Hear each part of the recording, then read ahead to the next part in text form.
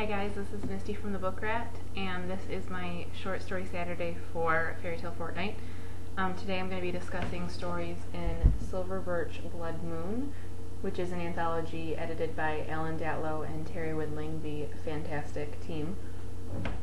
I'm going to be doing this in segments. This segment right now is actually just going to be one of the stories. There's one in it that I really like and I wanted to share with you. So this is Ivory Bones by Susan Wade, and you can find it in Silver Birch, Blood Moon. It's a retelling of Thumbelina. I have a pearl shaped like a skull. I wear it on my thumb and it winks at me. As you see, the pearl is set in a band of hammered gold, but is otherwise unadorned. For a time I considered having the eye socket set with emeralds. It would have made for a pretty trinket. In the end I did not do it. My choice is to keep the pearl just as I found it. I do this in memory of her. You are curious about its history? I have gone to great trouble to learn it, and shall be glad to tell you. You are my guest, after all. She came to me when she was full grown, though I understand she had been born only 3 seasons before. She was no taller than my hand, and as beautifully made as a porcelain figure. Her hair was fair, with a sheen of silver, and her voice, her voice! The memory of its fineness pains me. She had an elaborate home when she was with me, everything of the finest, and crafted to her proportions. She wanted for nothing. Nothing, I tell you. I gave her everything her heart desired, and many things beyond. She was my greatest treasure, and when she sang, strong men wept for joy. Oh, as to her origins, she was not conceived in the ordinary way.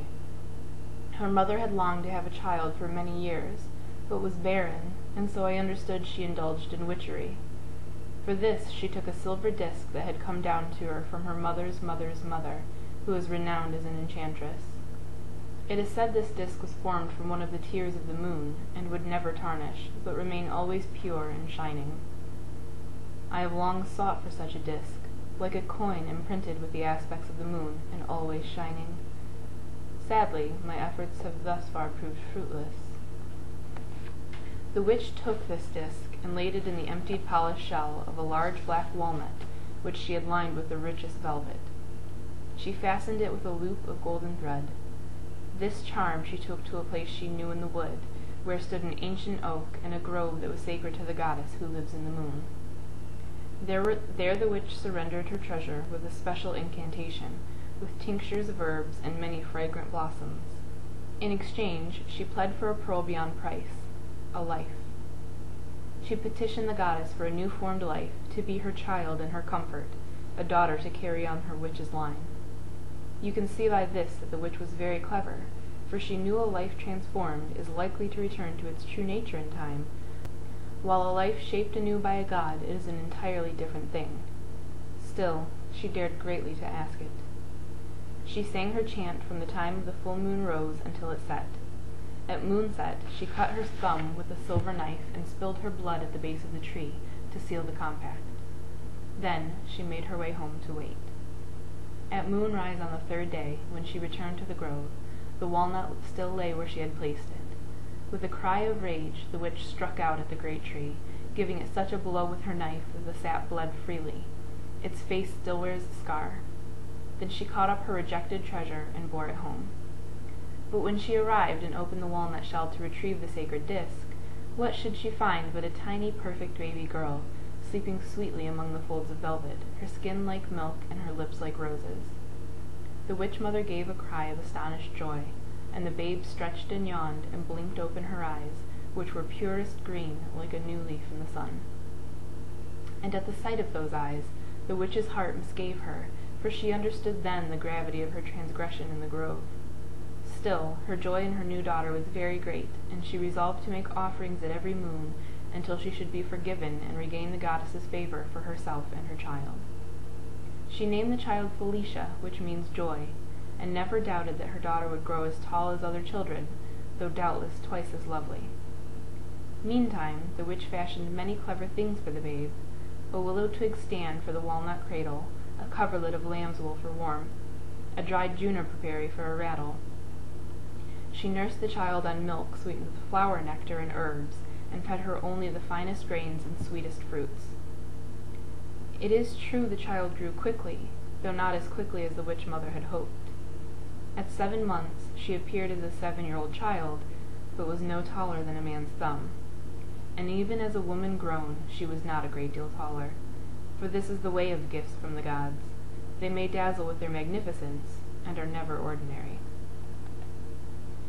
In the beginning, the witch mother was delighted with the novelty of this diminutive woman-child, who could tat a lace as small and fine as a lacewing's wing, and sing with a voice as clear and bright as a nightingale's.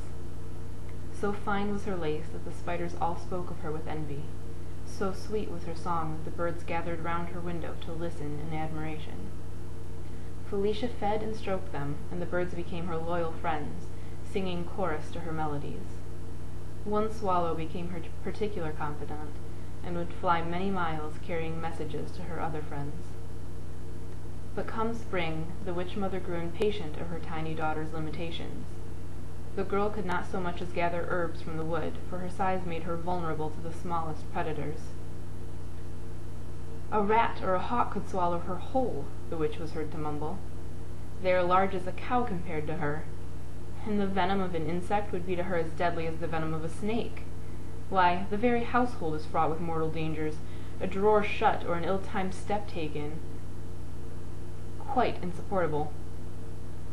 The witch redoubled her propitiations to the goddess, with grim sacrifices at the dark and full of every moon, in hopes that Felicia would yet grow. But once the gods turn their face from you, they are slow to forgive.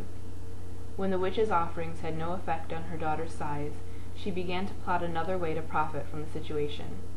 If she were not to have the daughter apprentice she had longed for, she would at least have some recompense for her moon disk. Not to mention all her trouble in rearing such a tiny, fragile thing. She cast about for a gainful bargain, whilst Felicia grew more lovely, and more beloved by all who saw her, singing and spinning lace on her mother's window-sill, day in and day out. This is where I enter the story. For I am something of a collector, you see, and one must have one's sources. I shan't reveal them to you.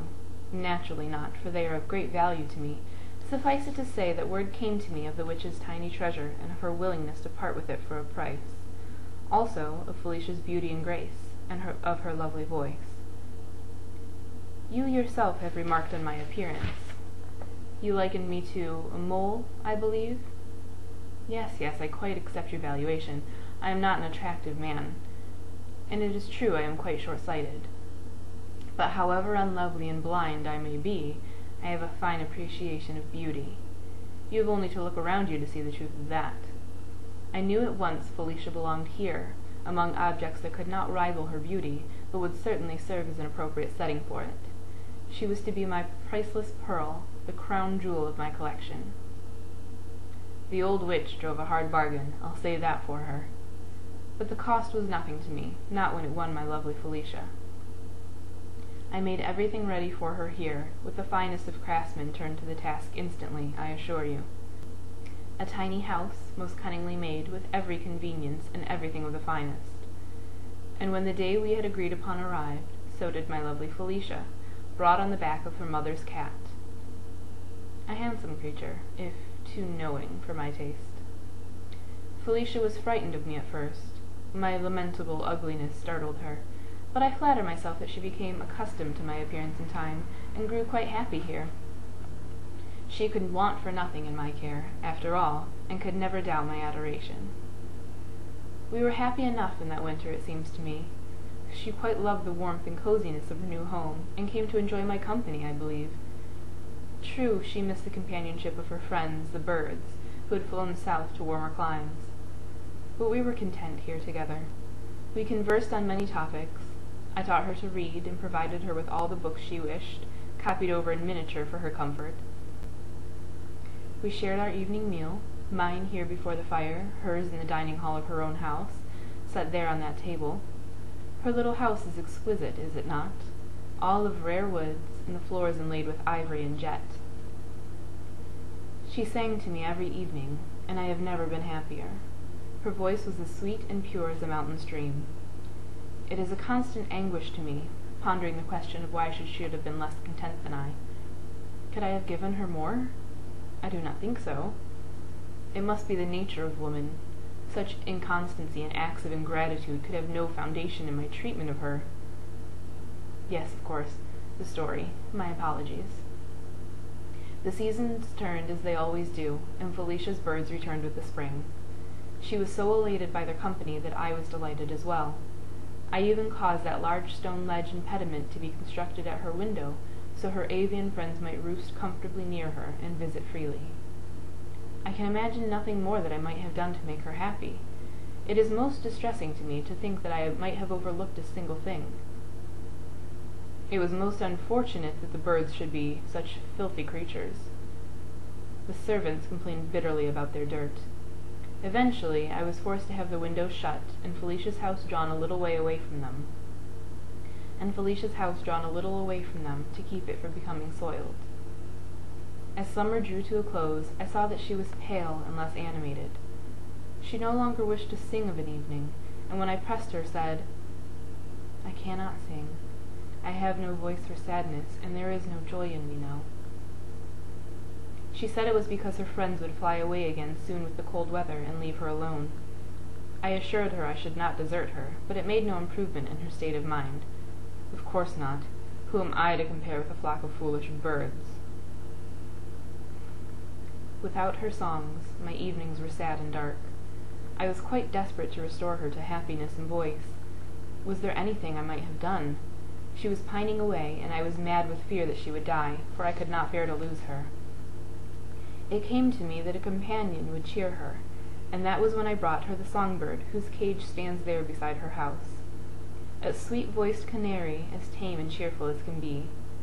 But he seemed only to make her sadder, and when I asked, she said it was because he was not free. She released him before she went. Most doubtful that he survived a single day of his cool freedom. He had no experience with the harshness of the natural world. Oh yes, she left me. I beg your pardon, it grieves me still. It was in the spring when the birds returned. She had grown so melancholy that I had her window opened again so she could consort with them. A sad mistake to trust her so, though the fault belongs in truth to the birds. They filled her head with nonsense, chattering always about the beautiful South, and a particular race of small folk who lived there. The foolish things told her their king had fallen in love with her from their fond descriptions. Do you know of the flower folk? No? Well, a flower spirit is a winged sprite no taller than a flower stalk, with a spun silk hair of palest green and silver eyes. They are a fair people, their king fairest of all. I understand he was quite magnificent, with his gold crown, and his fine cloak as soft and purple as the petal of the foxglove that was his life-root. He is dead now. So tragic. But she could never have been happy with the flower folk. How could she have thought it? They are winged and wild, and would doubtless have rejected her most cruelly. As lovely as she was to me, they are the fair folk, and would see nothing to praise in her. But she knew little enough of the world, and no doubt believed the birds in all their foolishness. Felicia took very little with her in the end, which sometimes grieves me most of all. Did she value so little all that I had lavished on her? But no matter. I am losing the thread of my story again. She took with her only the dowry lace that she herself had tatted, an ivory fan given her by her mother, and a tiny silver ring. I do not know how she came by that. I had not seen it before. Perhaps that accursed swallow brought it to her when he came from the south. It was he who carried her away. He urged her to tie herself to his back with a ribbon, and this she did. My dear foolish Felicia. I came into this room and saw them flee into the bright sky. In my horror and fear for her, I cried out to the guards to capture them. Fools, utter detestable fools. Instead of netting the bird, or following it until it must rest, they notched arrow to bow and shot it from the heavens. My Felicia fell into the river and was drowned. Forgive me. To speak of it is still harrowing. I watched it all from this very window, you see. I had the archer and the captain of the guard hanged. though it were a precious little solace for the loss of my beloved Felicia. The river flows like words and tears, just as swallows fall and memories fade. Felicia's small body was carried out to sea on the river's back, and in the waves her bones separated. By purest chance they came to rest in a bed of oysters, which swallowed them. And there they lay for many years, glazed with layer after layer of ivory luster. Beautiful things, are they not? The tiny humerus, the delicate navicular, this fragile cage of ribs. The exquisite shape of her skull here on my thumb. There is a hint of pink in the iridescence, I believe, quite an extraordinary luster. I was told it comes from certain minerals unique to the oyster beds where the pearls were formed. I keep the bones here beside her little house, in an ebony box inlaid with gold. Having them near is something of a comfort to me. Do not be absurd. How could I have caused her to be fed to the oysters? My beloved Felicia? No, I merely located the bones through my usual sources. I assure you, identifying the exact locality took enormous effort. Once found, it was fortunately not so great a task to have them retrieved. The fate of the pearl divers? Why should you ask? Their deaths were merest accident, I promise you, the natural result of a rather hazardous profession. I see you are very nervous of doing business with me, but there is no need, my dear, none at all. Well, there are many variations of the tale. It does not surprise me that you might have heard another. Believe me, this one is quite accurate. Other endings? Why, none that is any happier, my dear. One version has it that at the dark of her monthly journey, the moon goddess visits her uncle in his great hall under the sea. It is said she sits at his right hand and weeps for her lost child, and that by now the ocean bed is paved with silver from her tears. But we should be quite foolish to believe such a tale as that, should we not, my dear? The gods are not so sentimental. It was Ivory Bones by Susan Wade, found in Silver Birch Blood Moon.